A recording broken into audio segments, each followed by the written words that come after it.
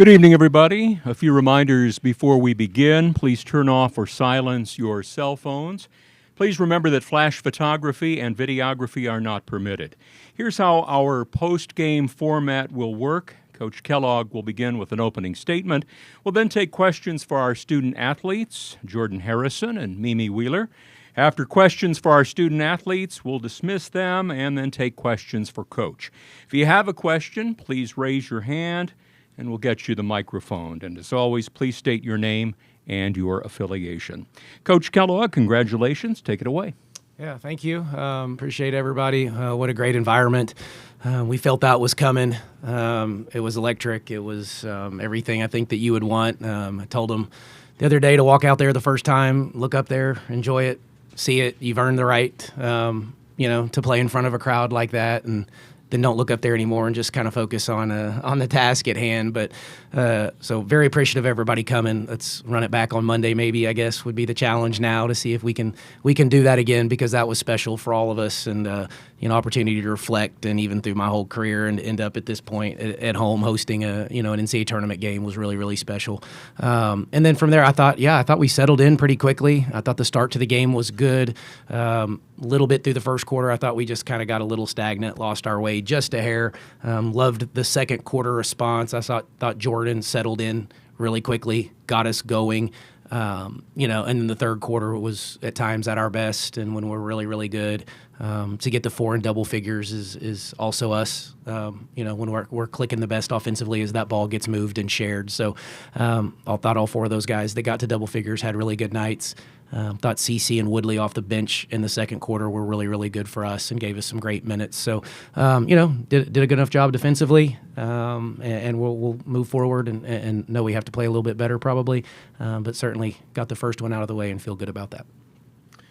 Thank you, Coach. We'll take questions now for our student athletes. We'll begin down here with Greg.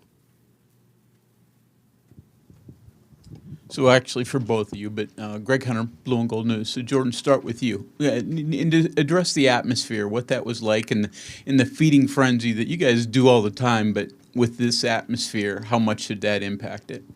Yeah, a lot. I think we definitely feed off of the crowd's energy. I know the first time walking out there in warm-ups, to hear them cheer for us, it was kind of crazy. I looked back at Shaw can you believe this? But yeah, no, it was great. I appreciate everybody for coming out. And, as a player, it's so exciting playing in front of that many fans. Yeah, for sure. When I came out, I was kind of struck. I'm like, we got people up in the 200 sections. I just looked all the way up, and I kind of looked at CeCe, and I'm like, you ready to do it? And she was like, yeah. It brought excitement to us just to see everybody come and support us, and the fans show love. It was amazing. Cody Nesper, Gold Blue Nation. Jordan, what kind of sparked that run at the end of the first quarter and into the second there where you guys kind of took control?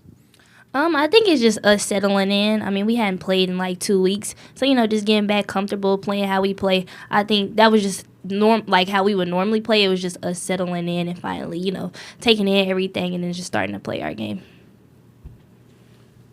Back in the back. Mike Osti, West Virginia Sports Now. Obviously, you guys came in as the heavy favorite. We're at home, but what was the tone? What was the conversation, even in the huddles when they were trading some punches and were even able to take a brief lead early in the game? Just to keep going and telling each other, we got to stick to what we know and playing hard. They're going to go on a run. They're good shooters, so they went on our run, but we want to make sure we kept our pace and just kept playing as a team.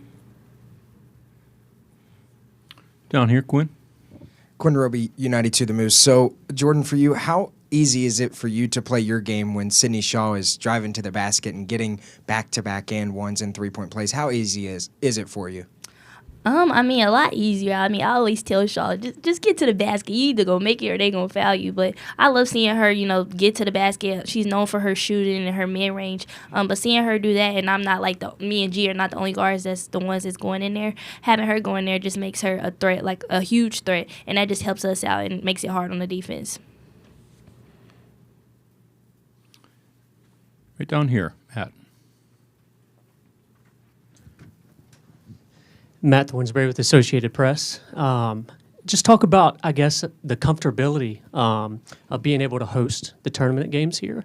Of course, maybe that's what it looked like in the third quarter for you guys, maybe settling in and getting comfortable.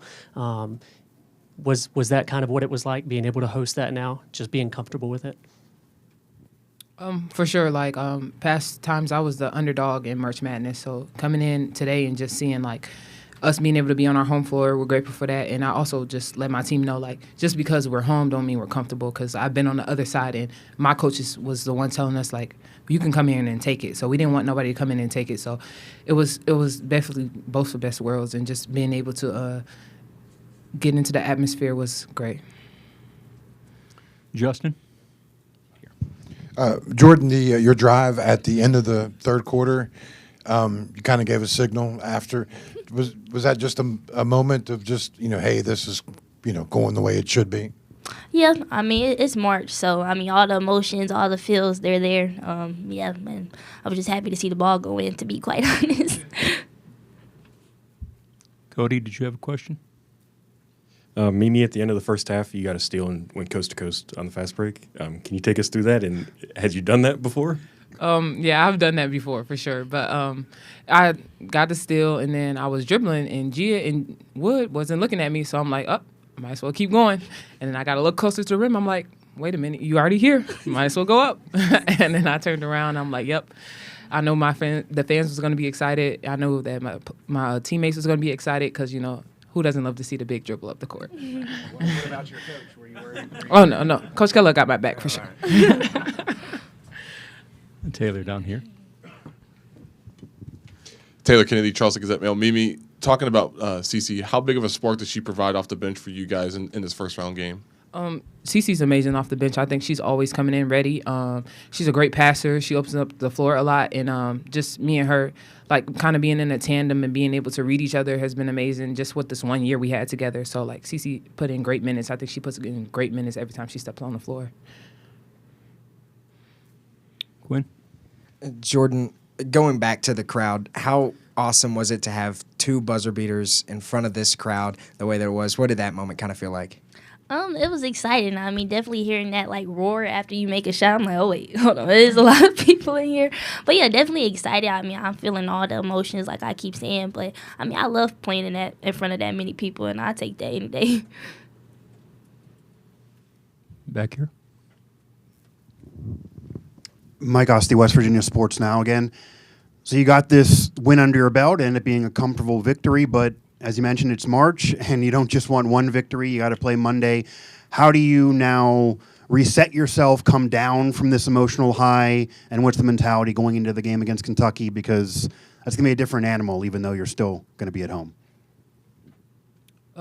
Definitely talk about surviving and advancing, and that, of course, that felt good, but that's behind us.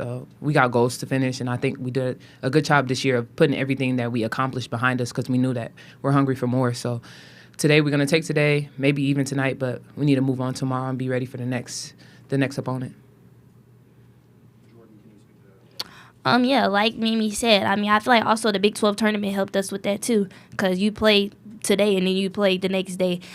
So, yeah, I mean, we know we have a good opponent coming up, but the goal was never to win one game. It was to win two and keep advancing from there. So, yeah, like Mimi said, just, bringing ourselves back down. I think we'll be happy about this for probably an hour or two. At least I know I will. And then I'll be ready for the next one. Any other questions for our student athletes? One more. Corey Moore, Mountaineer Playbook. Jordan, yesterday Coach Box was saying that Tamar Singer is kind of an extension for himself on the court. Do you feel that way for Coach Kellogg and this team from a leadership standpoint? Yeah, I think that's like what point guards are, an extension of the coach on the floor. I think me and Coach Kellogg's being together for 4 years, our chemistry, I know what he wants, and, he just either got to give me the signal or whatnot to make sure, the team is doing what they're supposed to do. But, yeah, I think that's just natural and normal. Me and Coach Kellogg have the relationship that makes that pretty easy. All right, student athletes, thank you very much. We'll let you go.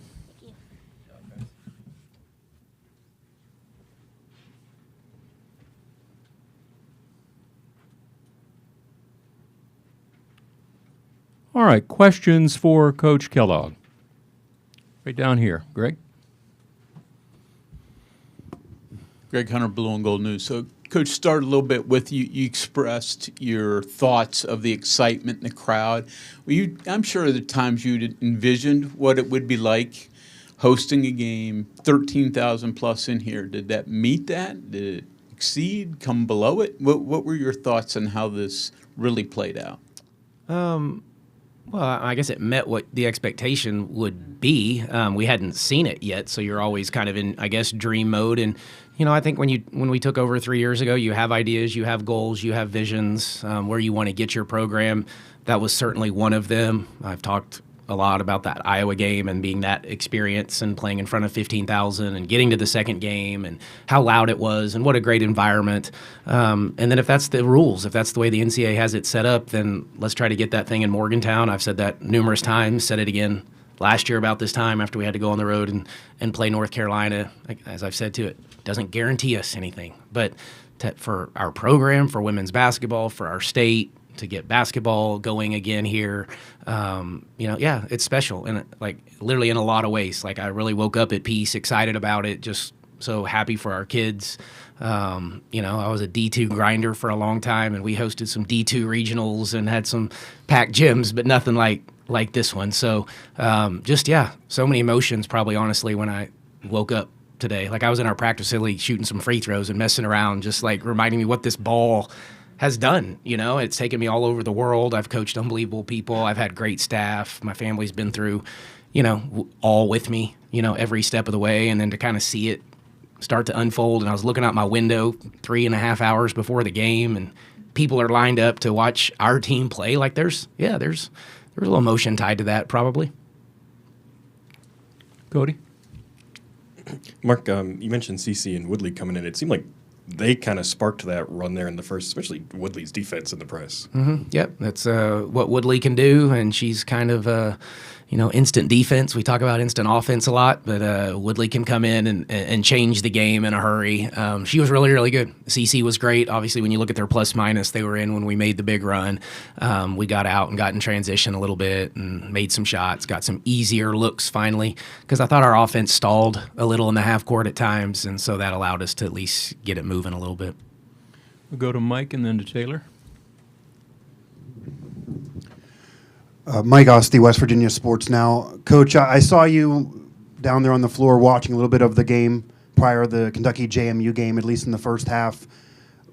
How much were you able to watch the game, scout the game, or catch yourself kind of just taking in the atmosphere? You didn't get all your fans in there yet, but I imagine that was a little bit of a unique experience trying to scout, but you're at home and you're kind of previewing the next game. So what were you able to glean from that? What were you able to take away from that? And how was that trying to scout a team while you're at home in the midst of an historic event and not let your mind wander from just, this is really cool? Well, no, it probably did a few times. I'd be lying if I said it didn't. It was all of those things. Yes, I was watching a little bit. We have obviously assistants assigned to scouting reports, so they were probably going to be a little more in depth than I was. But it's different when you watch people play live, so you're just kind of trying to pick up on some tendencies and what does it look like in real time as opposed to film.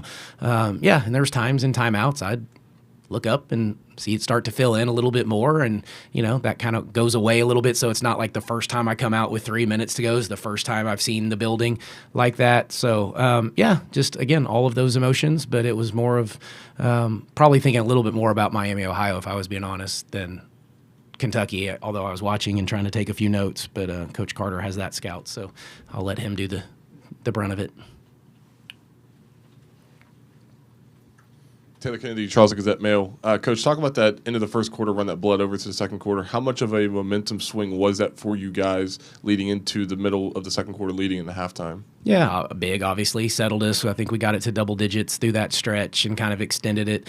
Had it all the way to 17, I think, right before they hit that three, and that place was ready to explode. I thought we were loud, and then we had the missed coverage, and they hit the three because we would have really run into that locker room with all sorts of, juice at that point. And we still felt good even at halftime. But, yeah, that stretch was probably the separator that, we can do that. We can go on a 9-0, 10-0, 11-0 run sometimes pretty quick, and it doesn't end the game by any stretch, but it certainly can be difficult to come back. Justin, behind you. Coach, how much did Sydney's game kind of I don't want to say change, but maybe it did kind of change today. The fact that it wasn't just dependent on 3-pointers and then 9 rebounds, and maybe it might have been one of her better all-around kind of games. Yeah, I thought she was really, really good. I don't know if it changed. We've seen it. Not as much as we probably want at times, but yeah, just to be aggressive and find different ways to score. And as Jordan alluded to earlier, she's probably known a little more for her 3-point shooting and maybe some of her mid-range game, but there is an ability to get to the rim. And then she did that, had at least, 2 and 1s probably at least, and obviously a really good free throw shooter. She got fouled on the 3. So just found different ways to score for us, and then get involved with the rebounding was huge. Back here. Phoenix Stevens, Kentucky Sports Radio. Coach, I know you're just talking about your assistants had the majority of the scout for the Kentucky game on Monday, but just what are your first impressions of that game, and what are you expecting heading into it? Yeah, obviously their length can be a separator. Strack's an All-American caliber player, but Key's phenomenal, and then Tony running the point guard is really good and just kind of controls the whole dynamic. And then obviously the shooting around the length creates some problems. So really well coached. Obviously Kenny's been at this for a while and had all sorts of success. So big challenge, but that's what happens. We're in the round of 32. You're getting 32 of the best teams in the country. It will be competitive. We'll be excited to play it. They'll be excited. Should be a really, really high quality women's college basketball game. Any other questions over here? Daniel?